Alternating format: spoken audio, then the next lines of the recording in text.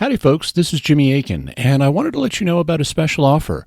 When you become a patron of the Cordial Catholic Podcast at $8 or more a month, Keith will send you a copy of my new book, The Bible is a Catholic Book. To become a patron, just go to patreon.com/cordialcatholic. Hi, hey, welcome to the Cordial Catholic, a podcast for non-Catholics, new Catholics, and those looking to dig deeper into the Catholic Church. I'm K. Albert Little. I'm an evangelical convert to Catholicism. And if there's one thing that I realized as I was beginning to dig into the ancient Catholic faith, it was how little I knew and the Catholics around me knew about the Catholic faith. Once I began reading about the Catholic Church from actual Catholic sources, I realized how much of what I knew was almost backwards at times. I really had no idea about what Catholics believed and the history of the Catholic Church. I was shocked. This podcast serves to fill that gap. I bring you talks from influential Catholic thinkers about actual Catholic topics from the heart of the Catholic Church. No misinformation here. This week, I'm joined by returning guest Steve Weidenkopf to talk about paganism in the early church. Steve is fantastic on this topic. He digs into the primary sources to get real information, real history about Catholic topics. Did the early church borrow a lot of its mythology from other pagan myths? Things like the virgin birth, Jesus' death and resurrection, and his miraculous feats. Are these things just borrowed from paganism, repurposed and called Christianity? Is there any good reason to believe otherwise, that Jesus was a real historical figure and performed miracles and died and rose from the dead? Steve unpacks all of this with his trademark reasonableness and charity. He's great in this interview, guys, and I think you'll love it. You are definitely going to learn how to better defend and explain real church history with charity, cordially, I hope. Thanks to the fantastic information Steve provides and his great advice about how to share it. Please listen and enjoy.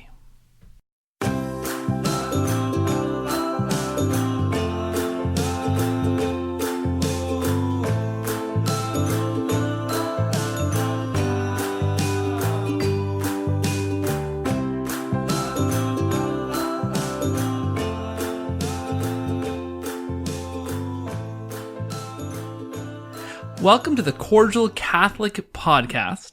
I'm excited to welcome this week's guest back for a second time. I'm always excited to have a returning guest, and I'm particularly excited to have back Steve Weidenkopf. Steve is a lecturer in history at the Christendom College Graduate School of Theology. He is a sought-after speaker, a regular writer at Catholic Answers, and the author of Timeless, A Catholic History, amongst other fantastic books. Welcome back to the show, Steve. Thanks for having me on, Keith. I'm very happy to be here. Yeah, you know what? I'm really excited to have you back because I'm a bit of a history nerd myself, so I love to chat with another historian, and I just love your approach to history. And in this episode, I really want to unpack some of the myths about the beginnings of Christianity. But I want you to take us even a step further back than that, because I love the way you write about history. It has a lot to do with the way that I try to fill in gaps with this podcast about Catholic topics. And you do the same kind of thing for history. You write about Catholic things from a Catholic perspective, and it's a different perspective than we're used to hearing from, I guess, mainstream historians. And so I want to start our discussion right there because, you know, I was a history major in university and I took courses in church history, and I was taught that the church had some very questionable beginnings, that it borrowed from pagan traditions and then it became corrupted by Roman culture. And, you know, myths like these and others are so widespread that they aren't even seriously questioned anymore. But you, in your writing, which I love, offer a very different take on what's commonly held to be true. So I want to ask you first, before getting even into the details of the beginnings of the early church, you know, why is this kind of book, why is it so important for you to write? And why are these historical misconceptions about the church so prevalent to begin with?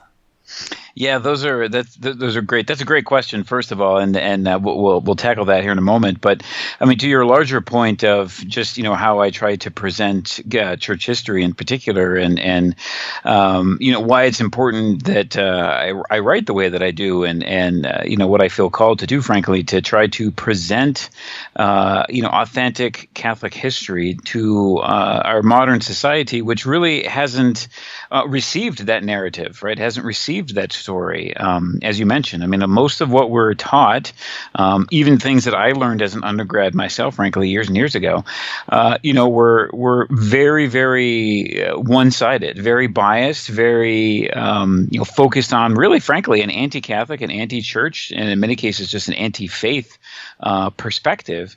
And a lot of that, comes from really the last 500 years or so. If you go all the way back to the Protestant Reformation, where some of this begins, but really it takes itself back to the 17th century and 18th century with the so-called Enlightenment writers and authors in Britain and France in particular, who really, had an animus against the church. They had an animus against religion and faith as a whole, and they really wanted to lessen the impact of the Catholic Church in the modern world and in modern society, which was still, even at that point, was very, very influential.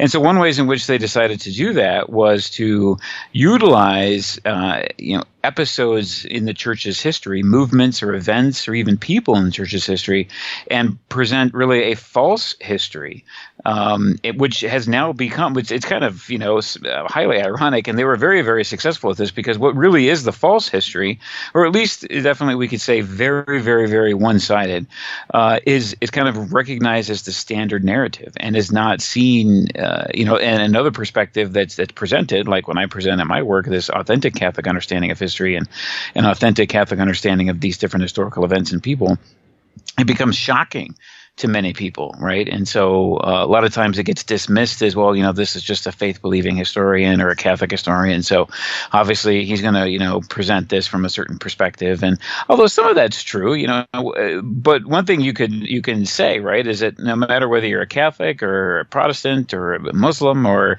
you have no faith whatsoever at all and you're a historian, it's every historian has a worldview. Every historian has a perspective.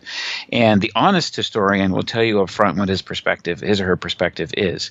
It's the dishonest ones which kind of present their opinion and their worldview as being the one that's authentic and correct, and don't allow for any form of interpretation or any form of challenge.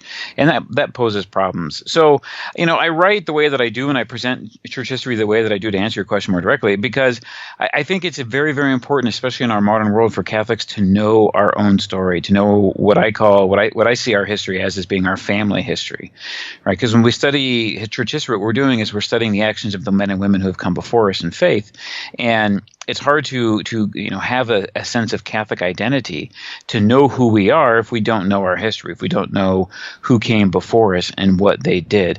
And obviously, there's a lot of misunderstandings about the Church's history, as you point out, and a lot of mischaracterizations in our society about the Church and her history, both from a secular perspective and even obviously from a Protestant or other non-Catholic perspective.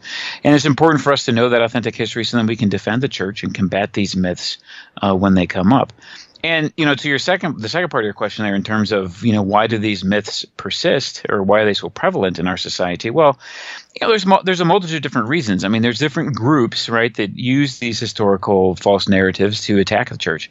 They could be, former Catholics, ex-Catholics who have an animus or an axe to grind against the Church for whatever personal reason, and so they perpetuate these myths or create even new ones. Enemies of the Church, as I mentioned, like these Enlightenment authors, atheists, Protestants, frankly, many of them. I mean, when you look at Protestantism as a whole, its history is really kind of a created history. I mean, you have to, in order to be authentically Protestant, frankly, you have to kind of tear down the history of the Catholic Church, because to think and believe the opposite, to think that the Church is actually the church founded by Christ, and calls really into question, Protestant understanding. I mean, of their faith and of their history and of their experience. And, to quote Cardinal Newman, he was the one who said to know history is to cease to be Protestant. And so, and frankly, there's other reasons, why these myths are prevalent. Sometimes there's vested interests that want to keep these myths, want to perpetuate these myths. And frankly, sometimes the myths are kind of fun for people, and they like to use them to attack the church. That's a very gracious and generous response, right? I think I like what you say, and this to me, when I read your book, was kind of an eye-opener for me, right? But it's true from history, as objective history as you can get, is that if you have a movement which is broken off in fundamental ways from the 1500 plus years of what was kind of a singular, apart from the Orthodox schism, was generally a singular Christian body. If you have a group that breaks off from that, you kind of need to re-examine history, right? And some of that re-examination of history will end up in almost this kind of, in quotes, fake news that we're hearing a lot about these days, right? Yeah. No, that's very true. I mean, you really do, and I do mean this with all charity to our Protestant brothers and sisters. But I mean, you really, to be Protestant, you really have to ignore and or kind of rationalize away, frankly, like you said, 1500 years worth of the lived Christian experience, and you have to interpret the writings of Church Fathers, for example, early Christian writings in a very anti-Catholic and non-Catholic way, which is very difficult to do, frankly, but it is done, all the time. And or you just have to not ask the questions, right? You just have to kind of believe the false narrative that's usually presented, that everything was so corrupt by the time you get to the 16th century in the Church and the Catholic Church, that only this radical revolution, this theological revolution, this Reformation, could instituted by Luther and Calvin, Zwingli, and others, could somehow free authentic Christian faith from the entrapment of the Catholic Church, and frankly, that's obviously not historically true and accurate, but that it's the necessary edifice that has to be built for you to continue to believe the way that you believe and separated from the Church that Christ founded. Yeah, and I like what you say about the different reasons for believing these things. Sometimes it's maybe intentionally perpetuating a myth for fun or for a certain worldview you hold. But I got into a conversation with an Anabaptist pastor who I heard his sermon and listened to it again in a podcast just to make sure I was hearing it right. And this guy's fantastic. Him and I are both after the same thing. We're both after Christ. We're both after Jesus. And we found him in different places. But with all due respect, I emailed him because he was presenting a narrative about real historical church history events, as if, there were these Christians that were pure and uncorrupted by the political scene that Constantine brought in, this remnant of Christians that somehow survived all through history, while the Catholic Church became corrupted. And he had some very specific quotations from specific church fathers, and we had a back and forth dialogue, and I don't think either of us got very far, but it was very charitable. But sure. But that illustrated for me the idea that you can be steeped in your own version of church history that you've heard, that's been passed down, without really taking a close look at that. And you can be really steeped in that and believe that. But for me, and I think for you and readers of your fantastic books, once you dig into church history as a whole and read not just selections of those sources, but maybe the entire source, maybe the entire writing catalog collection of that church father, rather than just snippets presented to us, then you see a Catholic history of the church. Yeah, that's exactly true. When you just said that, it made me think of just even how we present or rather look at the scriptures, right? I mean, how we talk about in the Catechism that when you read the scripture and you try to interpret scripture, and the church interprets scripture, obviously one of the principles it follows is this understanding of the content and unity of scripture, right? The scripture has to be seen as a whole, and you can't just take things here and there, passages here and there, or books here and there, or events here and there, and isolate them from the whole. And I think you aptly described that beautifully, frankly, in terms of church history. It's the same kind of thing. You can't take one event or one document or one papacy or one writing of a church father and isolate it from the rest and not present it authentically and understand it authentically from that whole. And as we were talking, one more thing I just realized that in terms I didn't mention was, why do some of these myths continue to persist, and why are they so prevalent? And I think one thing just to we should put out there for those who listen is to the podcast is just sometimes people don't fit any of those categories in terms of being enemies of the church or whatever, and they just are simply ignorant. And I don't mean that in a pejorative sense, but I mean that just that they literally have not read or taken the time to read or to study, the history of the church or the history of Western civilization, frankly, and they just kind of repeat what they've been taught, either in high school or college, or what they've heard about something. And we live in that society where things are always focused on the 30-second soundbite or the quick Twitter, quick tweet or whatever, or the brief Facebook post or all these different social media things, and the Instagram post and this and that. And so, it's hard for people in modernity to take the time to step back and think, well, wait a minute, maybe I'm only getting a small piece of this. Maybe I need to spend a little bit more time and kind of peeling the onion, so to speak, and look at it. And frankly, even before I got into the podcast, I was just talking with my wife, and who's taking a class at a local university here in American history, and it's a history of the Native American peoples. And the professor today talked about how happy he was that the university no longer celebrates Columbus Day, for example, and instead it just follows on fall break. And without getting into that whole, which is not really the subject of our talk today, but without getting into the whole Columbus and this and that and everything, but people just kind of accept that, just say, oh yeah, the narrative of Columbus is he was a genocidal maniac that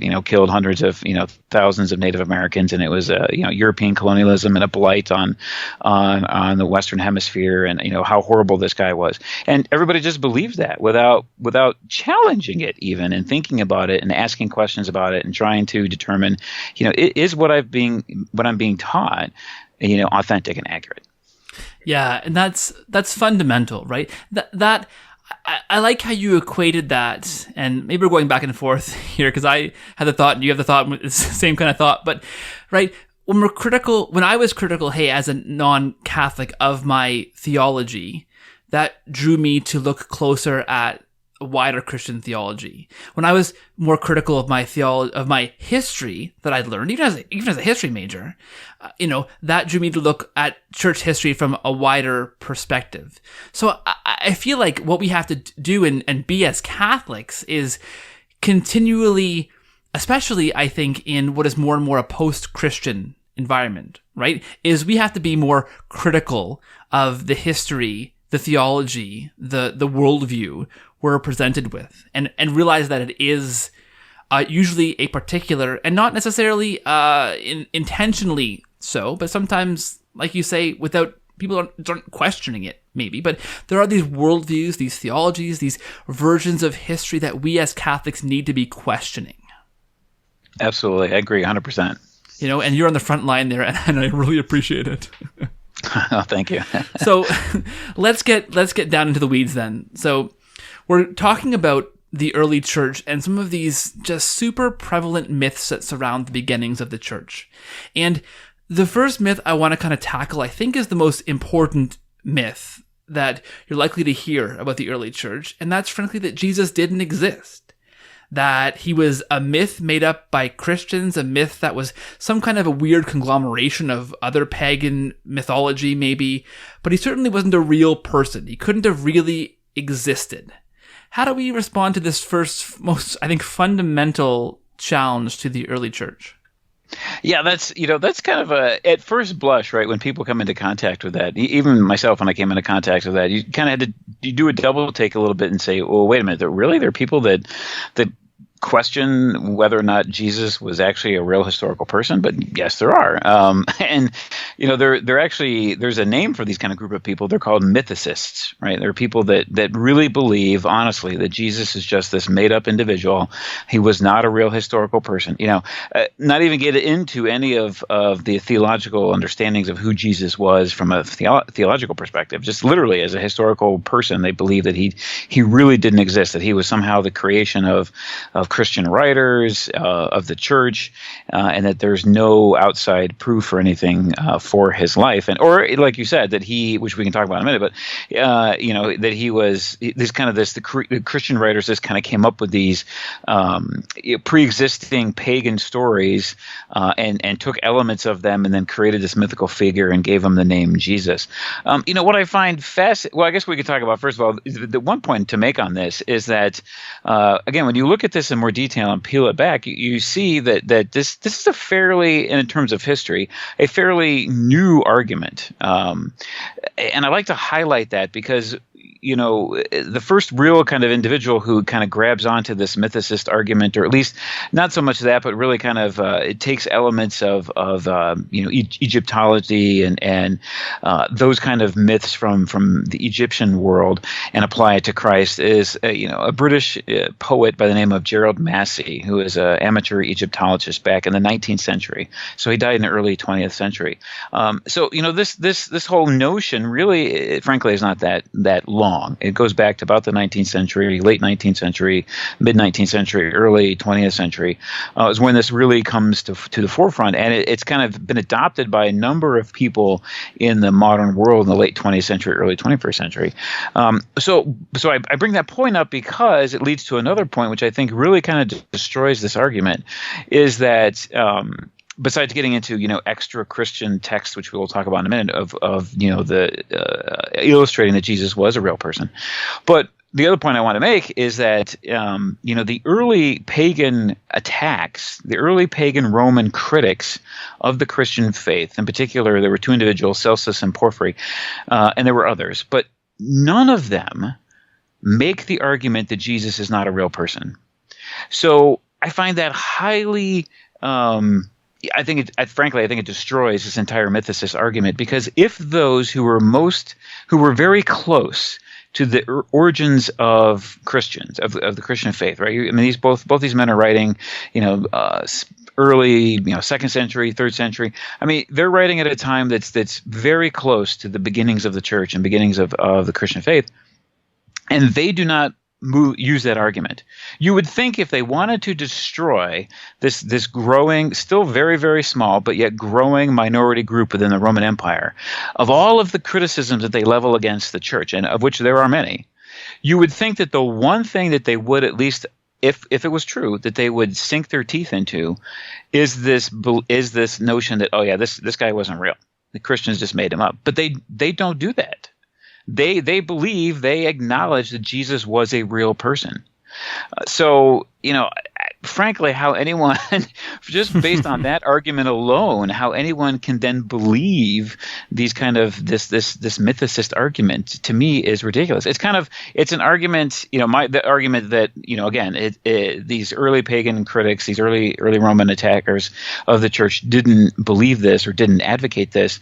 It's kind of an argument that my friend Gary Machuda, the Catholic apologist, calls, the argument from hostile witnesses, right? You take the writings of those who are against the church and against Christians, and although they never intended for their works to do this, you can actually use their own writings as illustration of and as kind of proof text, so to speak, for various Christian teachings or various Christian beliefs, and in this case, the belief that Jesus was a real person, right? That's one way we can use that. So I like to focus on that, and then kind of corollary to that is the understanding too that none of the early church fathers, none of their writings deals. Obviously, they don't doubt the fact that Jesus exists, but none of them refute any kind of mythicist argument.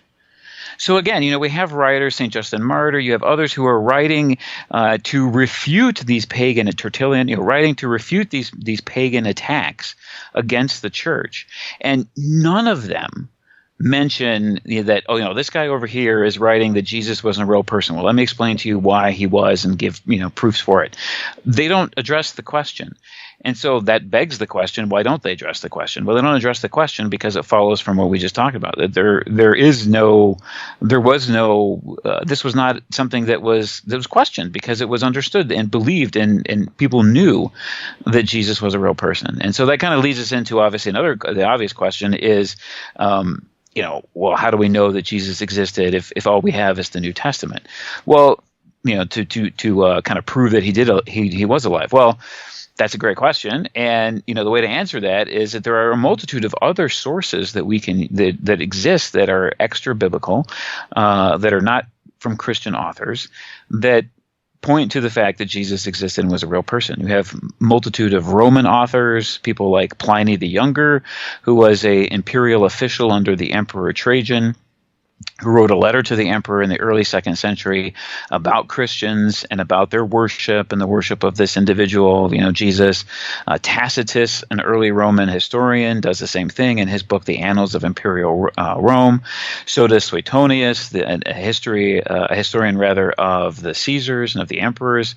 And even you have, non-Roman sources, non-Gentile sources. Josephus was a Jewish writer in the 1st century, writing, just within a few decades, frankly, of the death of Christ, and acknowledging that Jesus was a real person, that there was a group of people known as Christians who worship him as the Son of God and who exist. And although there's some passages in Josephus's work that are called into question by various historians, at least the passage about Jesus being a person and that Christians being people who follow him is not really under question. So, all these, we do have a plethora of extra biblical sources which point to the fact that Jesus was real. But again, none of which I think, all of those are important, but I think the larger argument is the one, I first talked about, that no pagan author ever assumed this or believed that or criticized the church for that.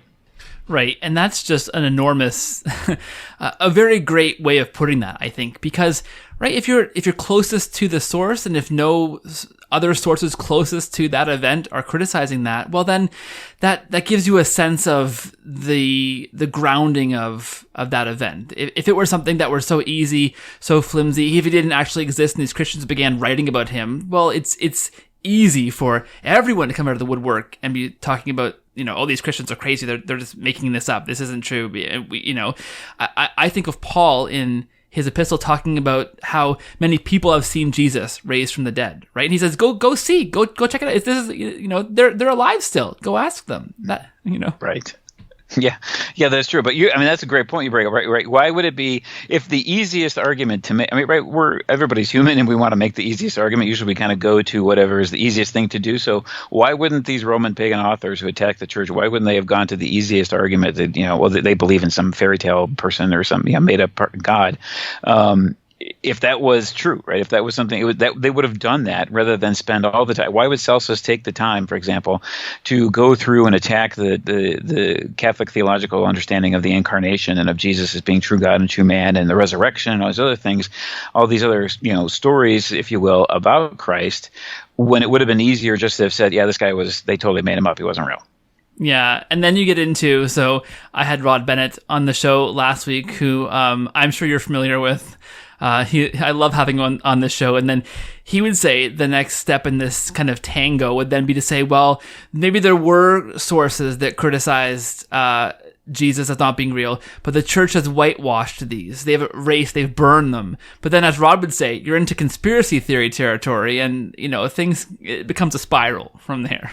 You're right. Yeah. And not only that is it a conspiracy theory, but then you kind of, for that to really be true, you have to kind of show or prove that the church is opted or is, kind of focused on doing that or is even interested in doing that. Right. That somehow, think about all the other, again, 2,000 years worth of church history, there have been all kinds of things that have been done in the church, bad and good, obviously, but there have been a lot of bad things, frankly. And if the church wasn't able to cover that up, something simple, something easy, like, the Synod of the Corpse, for example, back in the 9th century, when one pope put his predecessor's actual corpse on trial for heresy at the whim of a secular ruler. If we didn't whitewash that and try to take all of the textual proofs of that event and burn them or get rid of them, and why would the monks of the Benedictine monks have copied those kinds of records and sources, if not to save the image of the church? If you're not going to do something like that, then why would you then not have whitewashed something even greater, right? Yeah, that's a very good point. So what about the people who would say, and this I think is a growing movement. I mean, as a former evangelical, now Catholic, there is this growing ex-evangelical or ex-evangelical movement of people who are questioning Jesus, this mythicism movement. And I think, as surprising as it is for you and I, and for maybe some of my Catholic listeners to hear about, this is a growing segment. You look on the iTunes or the Apple Podcasts app and just Google ex-evangelical or Jesus myth, and there are podcasts dedicated to this stuff. So what about the people who would say, may take a softer approach and say, well, Jesus was a real person. We know that from history. But what he was, what Christians have made him, is just taken all these crazy pagan myths and put them all together. And so maybe he was a real person, but he's been embellished through history, through incorporating these pagan myths. And we end up with this real character with these mythical proportions. Does that make sense? Yeah, no, that does make sense, and that's a great question, and yeah, that kind of on the surface lends a little bit of credibility perhaps to this belief, right? Oh, okay, well, we'll acknowledge that Jesus was real, he was a historical person, but he wasn't the Son of God, or he wasn't, he's not co-eternal with the Father, or he didn't, he wasn't risen, he didn't rise from the dead, for example, like you have, years ago, this group of scholars known as the Jesus Seminar that would get together and every so often, usually right around Easter time, they'd release some kind of press release. Everything is always around Easter. When any kind of criticism of Jesus is always around the highest, holiest feast day in the Christian calendar. But they would release some press statement about how, the apostles were all mass hallucinating. He didn't really rise from the dead. These kinds of things. Fascinating, interestingly enough, I mean, it's not really a new argument, although people think it's kind of new and it's modern. If you go back and look at the writings of one of the early Roman pagan attackers against the church, Porphyry, I mean, he wrote the same kind of thing. He said, Jesus was a real person. He said, but he wrote, which sounds very similar to what we hear in the modern world, right, among these different groups of people. He wrote that you had, that after Jesus died, that Jesus came and he tried to get people to worship the true God, right, to worship the Father. But then after he died, his apostles decided to make him the object of worship and to turn Jesus into God. This argument that Jesus didn't claim to be God himself, which is a whole, different theological discussion we don't necessarily have to get into, but that's the kind of the thrust, right? It's not a new argument. Even, a second century Roman author, Porphyry, is making that argument, back in the day. So, but then that's kind of separate from what you were, that's linked to, but a little bit different what you were asking in terms of these collection of pagan myths that Christians took and then attached or attributed to Christ. Such things like, he was born of a virgin, or that he, rose from the dead, or that he performed miracles and healings and things like that. And people will say, oh, well, elements of that or those stories are told about other people or other deities, for example, in these Eastern religions, and specifically in some, Egyptian cults. And more often than not, the Egyptian god that's always brought up in this discussion is Horus, Horus, who is the god of war and sun. And sometimes you'll hear Mithras as well that's thrown in there, another Eastern mystery religion. And so, again, when you look at on the surface, I think it was earlier in the 2000s, Bill Maher, the anti-religion atheist kind of comedian, produced a documentary, or I think he called him, I don't know if it was a mockumentary or something like that, but it was called Religious or Religios or something like that. It was a really weird title. But in there, he goes around and I think he went to some evangelical Christian amusement park kind of thing. I don't know, Bible Land or something. I might be making that. I think the Holy Land attraction or something. It's somewhere out there in kind of a more evangelical Protestant America. And but he went to this Holy Land adventure park kind of thing, and was going around interviewing Christians and saying, did you know? And he's describing all these attributes associated with the story of the Egyptian god Horus, and then people think he's talking about Jesus, and then he reveals to them, oh no, I'm actually talking about this Egyptian god, who lived, 1,200 years before Jesus did or something, and then obviously he gets what he wants for the camera, he gets the shocked faces of the Christians and whatnot, but the problem is, again, when on the surface that looks bad, but when you begin to peel the onion of that and look into it in more detail, you see that many of these things that people attribute to Horus, the Egyptian god, and they link to Christ, are really, you have to cherry pick. There's not one, consistent. There's not even multiple consistent sources about Horus and about his origins and about his life that one could point to and say, here's this book, or here's multiple copies of this same source that all paint this picture of who Horus is, and oh my gosh, yeah, there's all these characteristics of him that fit exactly to who Jesus is, right, and how Jesus lived and what the Christians say about Jesus.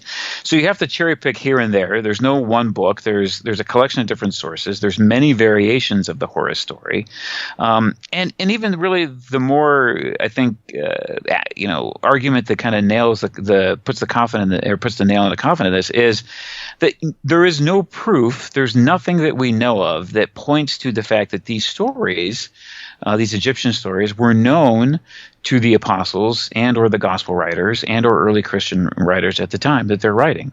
So if they had known of these stories, or if it was prevalent at the time that they were alive, then one could maybe see some kind of connection or try to draw some connection that might have some legitimacy, but it's just not there. These stories became available and were known much, much later. They became, as I mentioned, much more prevalent and known in the 19th century, and were just not known at the time when these early Christian writings were being produced. Yeah, I like how you underscore that. I think it's so important because really there is, I think, this growing danger of, again, this kind of, in quotes, fake news about Jesus, right? If we can dismiss him as, well, maybe a real man, but Christians obviously borrowed these myths from pagans to explain the kind of more fantastical elements of Jesus. If we can just dismiss it that easily, I mean, I guess it comes from a place of, what am I trying to say? I mean, as an evangelical, confronted with this idea that, everything you hold dear is actually based on these myths. Just buying that wholesale is devastating to a faith that just relies on the Bible alone, kind of thing. Right? Yeah, absolutely. That's very, very true. Yeah, it can really undercut that, right? Without the sacred tradition and the understanding of the church and of again, a lived expression of the Christian faith for 1,500 years, not 2,000 years, obviously, but that makes it somebody whose faith is really just kind of very surfacey, even would be kind of susceptible, I think, to this kind of argument, which is why the people who are anti-Christian, why they utilize that argument and why it can be effective, because they get people to question here and there, and maybe in their faith background, in their faith tradition, questioning might not be acceptable, right? And so when they're presented with something that seems so shocking, that really questions kind of the core of what they believe, or which is obviously Christ. I mean, he is the center and the foundation of what we believe. We believe in a person, the person of Jesus, and who he is. So if you attack that, if you attack him even more specifically, then you're more apt to make someone's loss of faith, I guess, more permanent or much more damaging. Obviously, it's much more insidious of an attack.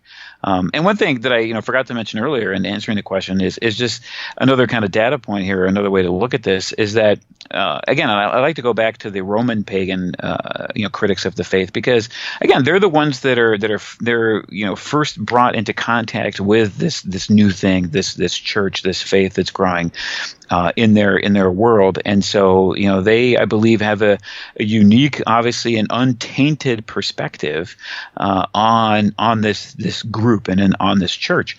And so one of the major Roman authors I mentioned before is Celsus. He actually criticized Christians in his work in order to convince Romans to not join this Christian church. Right? He one of his criticisms against the church was that the Christian faith was too new. That it was, he believed, and as the Romans believed at the time, is that a faith was more, or a religion or a cult was more legitimate the longer history it had. So if it could trace, if your cult, if your mystery religion could trace its origins to the past, to the far distant past, to ancient Greece and even beyond, then you were closer, so to speak, to when the gods were actually alive. Then your faith was more authentic.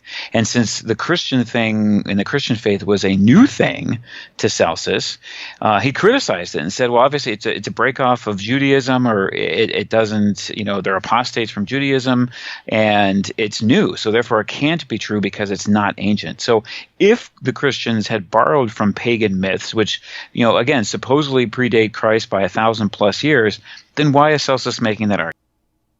Oh, that's a fantastic point to make. So you mentioned Easter earlier, and maybe really quickly, along with Christmas, these are every year. Every year, you hear how these are just borrowed pagan holidays. Do you want to just quash that real quick? Yeah. Easter is the easier of the. I mean, they're both pretty easy to quash, but Easter is.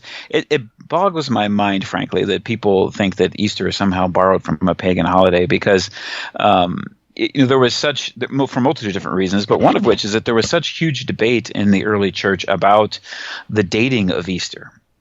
Right. No one doubted in the early church that Easter should be celebrated. That it was the celebration of Christ's resurrection, that it should be celebrated every week. On Sunday, on the day that he rose from the dead. But what they did question was, well, when do we celebrate it? Right. I mean, you had this kind of different tradition develop in the church, and in the eastern part of the church, it was more tied to the actual date of the Jewish month, the 14th day of the Jewish month of Nisan, which is more tied exactly to Passover. But in the Western world, the practice grew into taking the celebration of Easter and celebrating it on the first Sunday after the first full moon after the vernal equinox, which again is around the time of Passover. So the dating is somewhat similar and close, but the Western tradition really.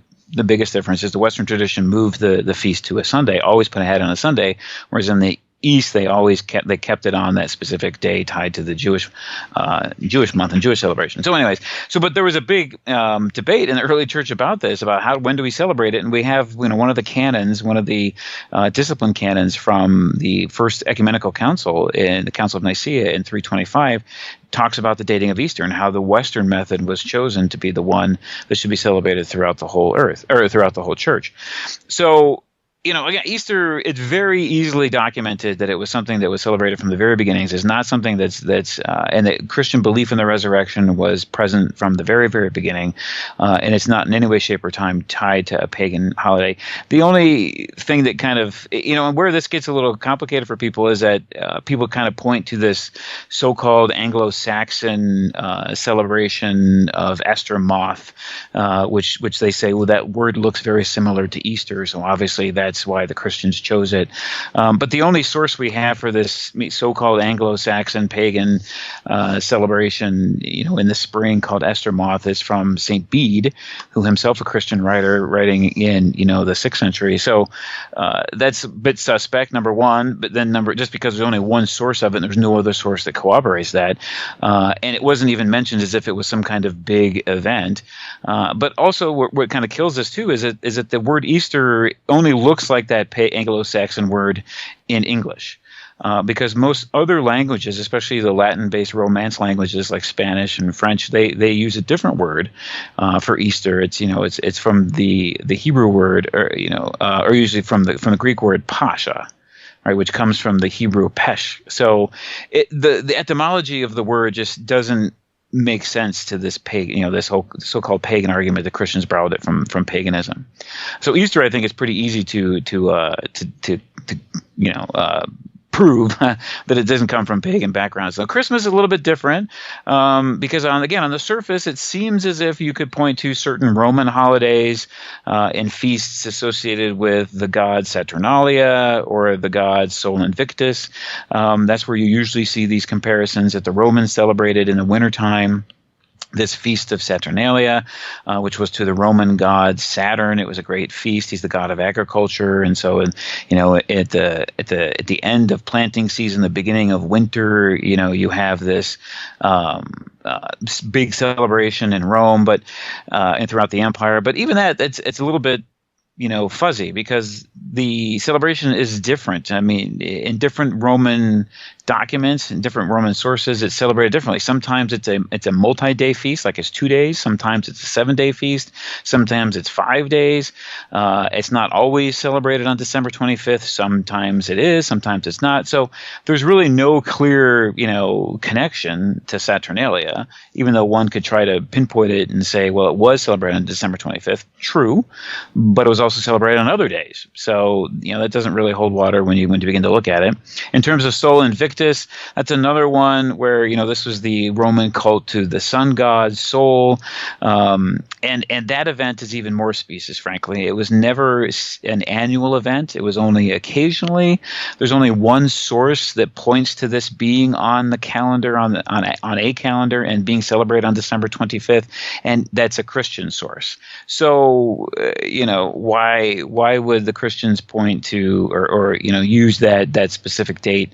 In that one document, rather, for when Sol Invictus is celebrated on December 25th, or it's kind of annotated on that date as being celebrated.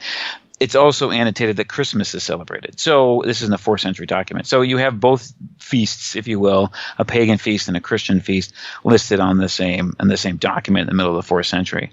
The reality about Christmas, though, is why do we pick December 25th? I mean, obviously that's not in the scripture.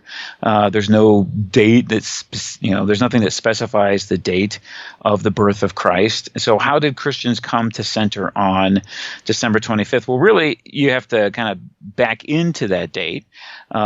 Because the real important date is March 25th. And March 25th is the day that Christians believed is when the Archangel Gabriel came to visit Our Lady at the Annunciation, and she conceived by the Holy Spirit on that day, on the day of March 25th. Now, why was that day chosen? Well, there was a lot of linkage to Jewish understanding of creation and the Jewish of the date of when creation happened, and also the Jewish tradition of Abraham's sacrifice taking place on that day.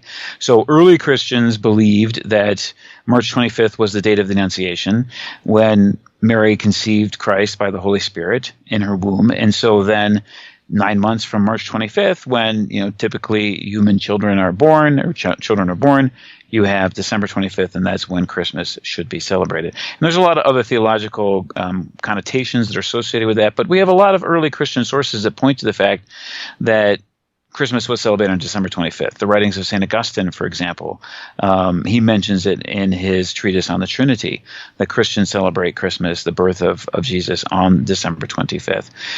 So it really has more to do with the Annunciation than it does with adopting some kind of pagan holiday or festival. Yeah, and again, we have to go back to looking at why these myths are so prevalent. And, we've covered that ground, but again, just reminding us as Catholics, as non-Catholic Christians. I mean, as believers in a world that is increasingly a post-Christian world, we have to be critical of these sources, the news outlets that every Easter or every Christmas dredge out these ideas. I've heard this from the pulpit as a Protestant. I've heard it said, well, Easter, we're celebrating this today, but it's really just a repurposed pagan holiday. Even though we know Jesus lived and died and rose from the dead, we shouldn't make too big of a deal because Easter is really just a paganized kind of thing. I mean, I heard it from a pulpit, from a pastor who was a learned individual who knew a lot of stuff, but still fell for these kind of popular, secular kind of myths about the pagan roots of the church for whatever reason.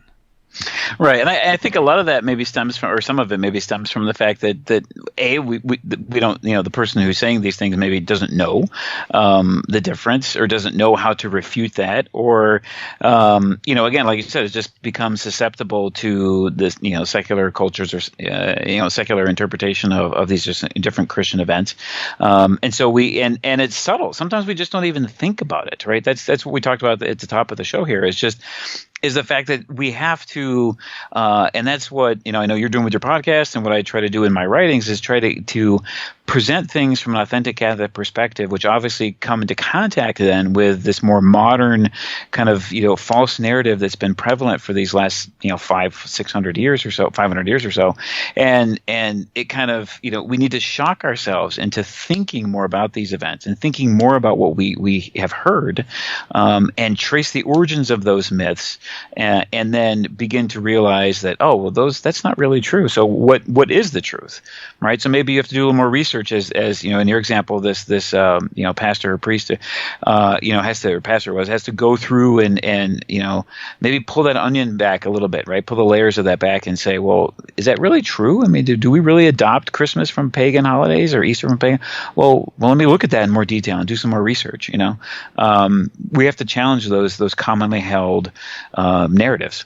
Yeah, and you know what you said earlier too about us living in this kind of sound bite culture, right? We have like a 30-second tolerance for YouTube video or a sound clip kind of thing.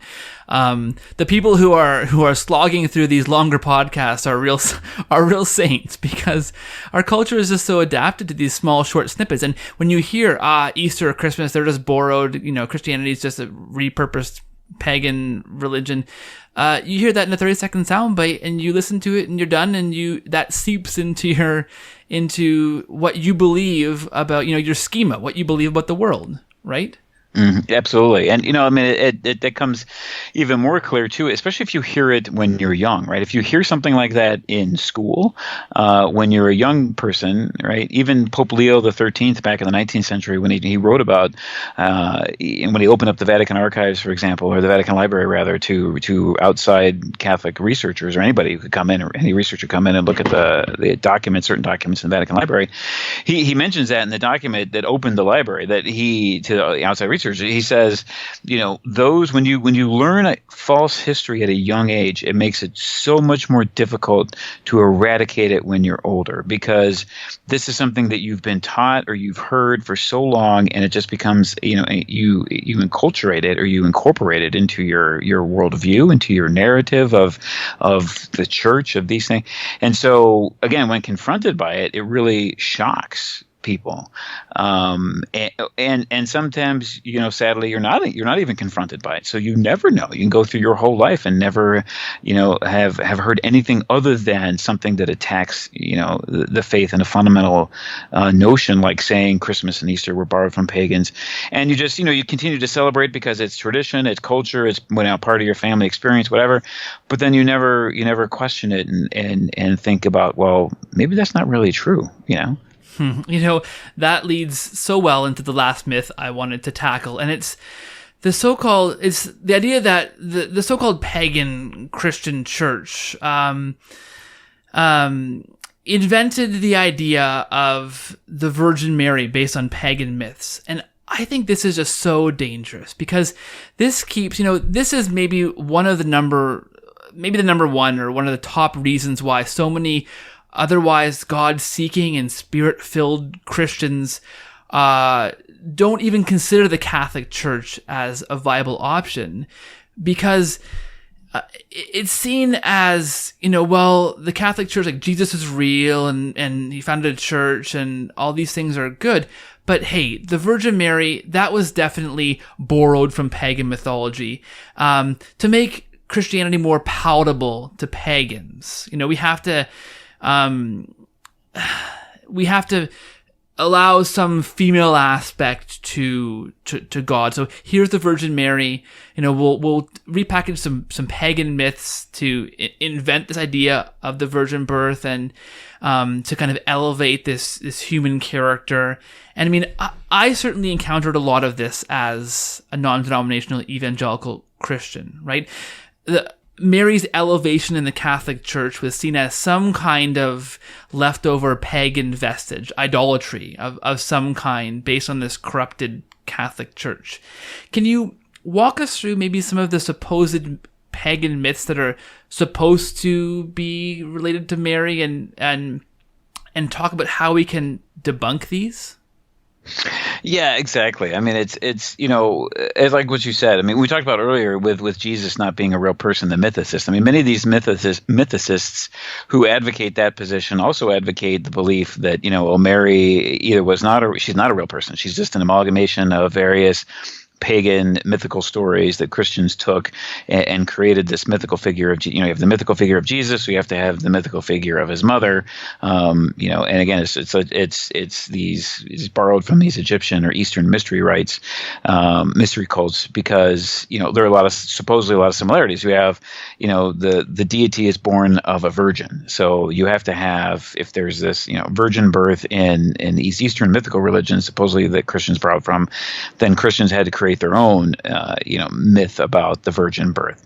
But again, when you peel the onion back, as I keep saying, and look at these myths in more detail in terms of their origin and what it really means, a lot of these Egyptian cults, closer examination, it really is not the God being really literally being born of a virgin. There is a some kind of nuance or other aspect to the story which doesn't quite fit with the Catholic, and Christian understanding of Mary and her role in the economy of salvation.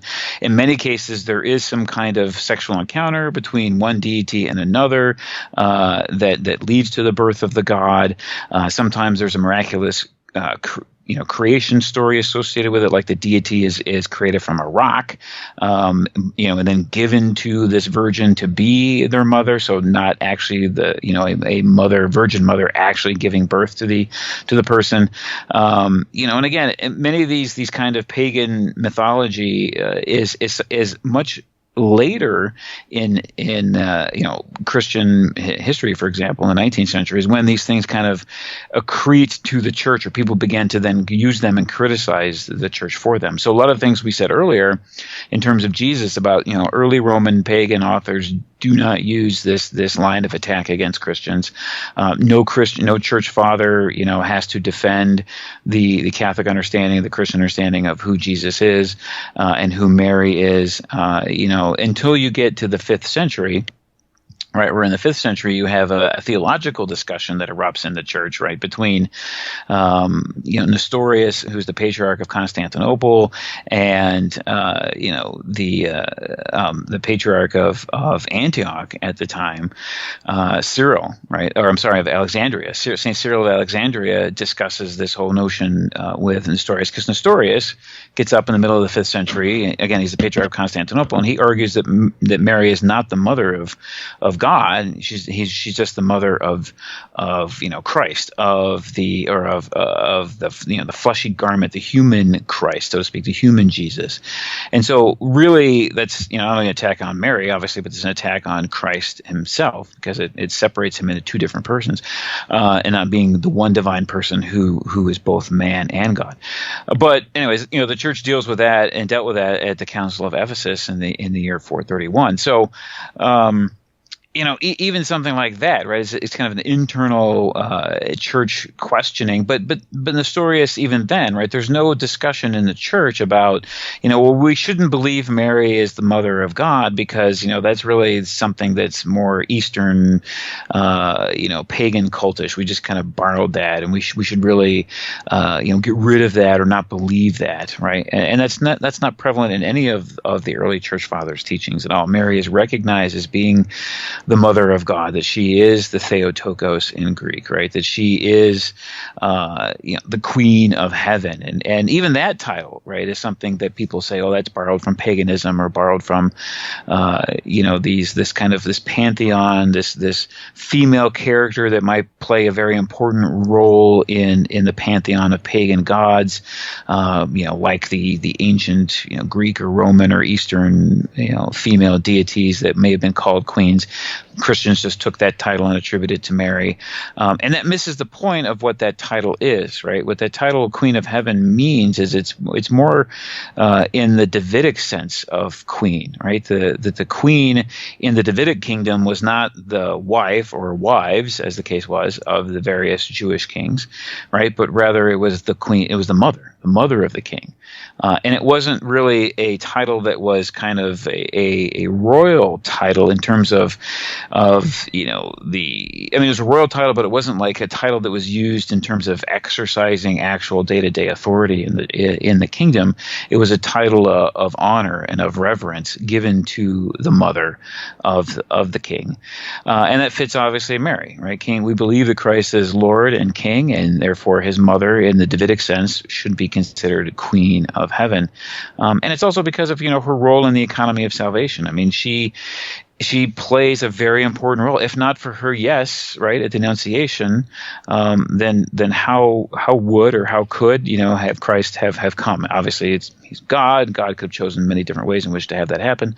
But he chose for the coming of his son to be kind of tied, frankly, to the will, to the yes, to the affirmation of a woman. And in a beautiful way. And so, that's I think a very important understanding of Mary's role, obviously, for us in the economy of salvation. She shares in Jesus' royalty. And so then because of her fiat and because of that cooperation with God and his will for humanity, and so we should rightly then honor her. And it's not from any kind of pagan mythology that we do so, but because of our own understanding of who Jesus is, first of all, and then who Mary, his mother, is. Well said. Okay, last question I have for you here, and it's time to get a little bit pastoral on your part and give us some advice here, I think. As a non-Catholic Christian, I believed a lot of crazy stuff about the Catholic Church. And a lot of those kinds of misconceptions and beliefs about doctrines and a fundamental misunderstanding of the history of Christianity, I think keeps a lot of people away from the Catholic Church. And, I love having you on this program because your goal is so similar to my goal. It's this filling in those gaps of that, clarifying those misunderstandings. And if you could, what advice would you give to us when we're confronted with these myths by friends or family or colleagues? How do we persevere in trying to explain what you call the real history of the Catholic Church in a world that oftentimes has no clue about that, in quotes, real history? Yeah, that's a fantastic question, and it's obviously very relevant for many, many people, right? Because we're all on our faith journey in different ways, and we, not all of us are from families that every member of our family is a faith-believing Catholic and is as on fire for the faith as we are. So when we come to study and know the real story, as I call it, of Catholic history. And then we're confronted with, I always like to use this phrase when I give talks, you're at Thanksgiving dinner and everything's going great. And right before, dessert is served, Aunt Marge lobs the grenade of the Inquisition on the table, right? And and then everybody stops, and then you're everybody turns to you because you're the Orthodox faith-believing Catholic, and, now you have to defend that. So what do you say and how do you do it, right? So, many of us have probably had that experience, but, The first thing we have to do is which is true of any form of apologetics, right? And this really comes down to historical apologetics, but it is to first of all, be charitable, right? In any kind of discussion that we have to listen. And part of being charitable means we have to listen to what the other person is saying, and then we have to challenge in a charitable way, right? So there's ways not to do that, right? You don't want to say if Marge, who's a revered member of the family, whatever, throws the grenade of the Inquisition on the table, you don't want to scream at Marge or yell at Marge or just call her names or this or that. That's obviously not going to help your case, and will turn everybody against you. And so even if you're telling the truth and you present this fantastic authentically scholarly cited dissertation on the Inquisition, no one's going to pay any attention to you, right?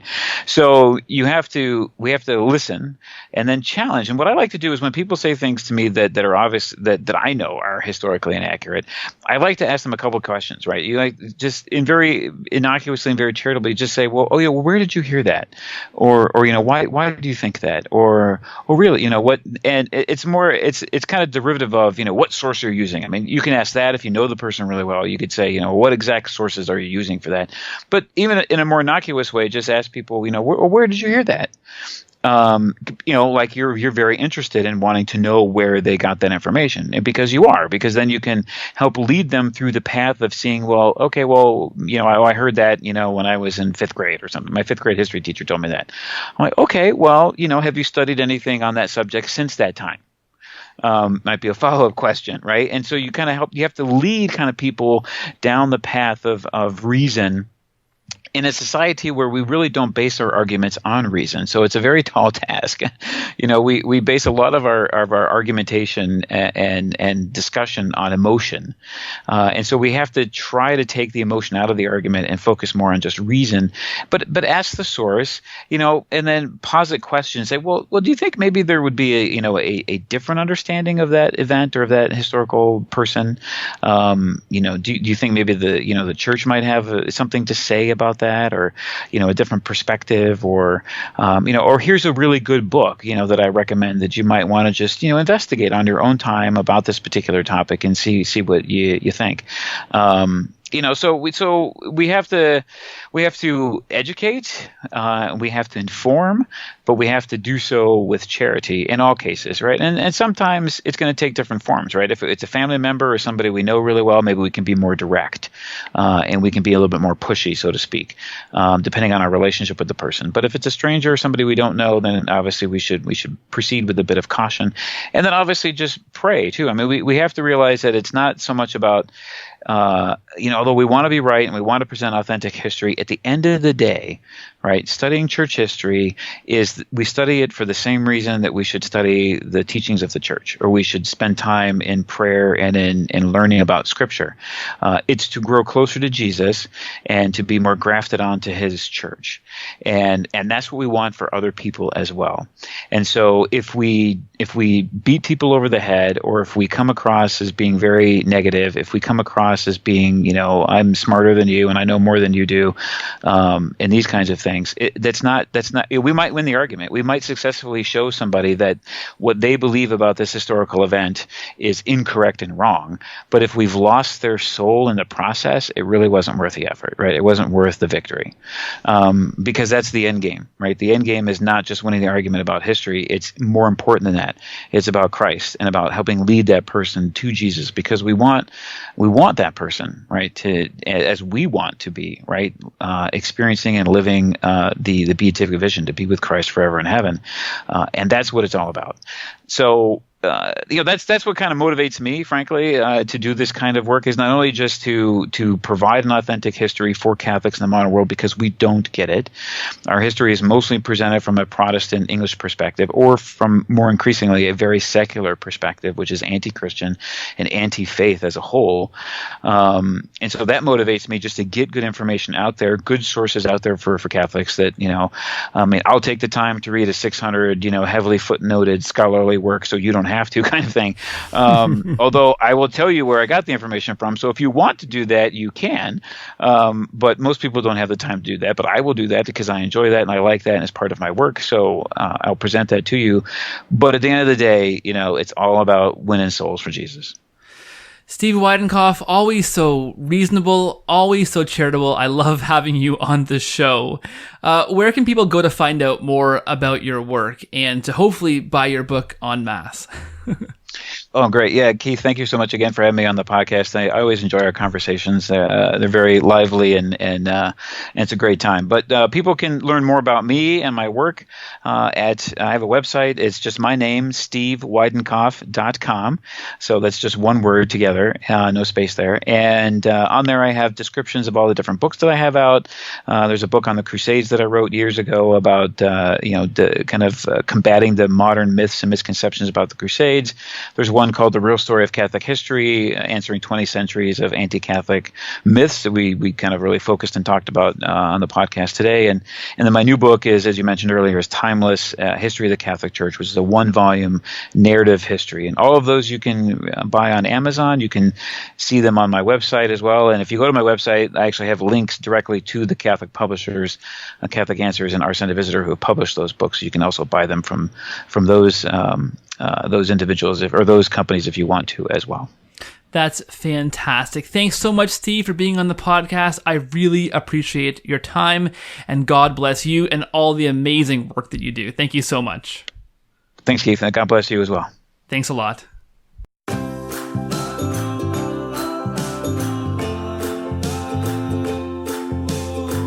Thank you for listening to this episode of the Cordial Catholic Podcast.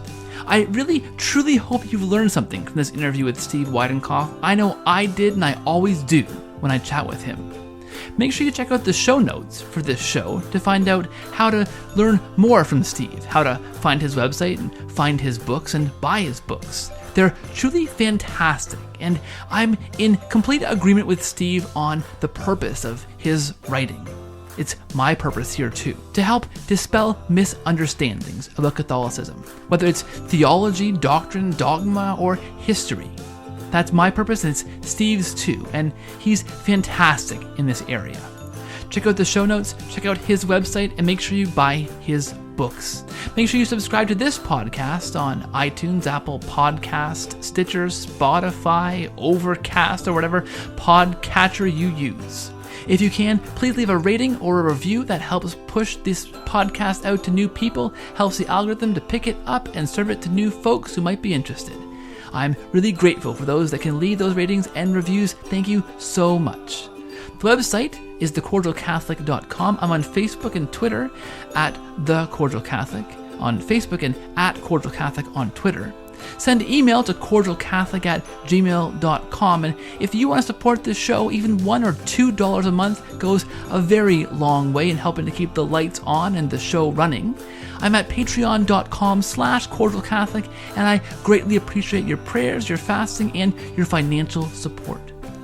Thank you so much for listening. Please tell your friends, tell your family, share this podcast wherever you'd like to, and please pray for me. I'll pray for you. Thank you, and God bless.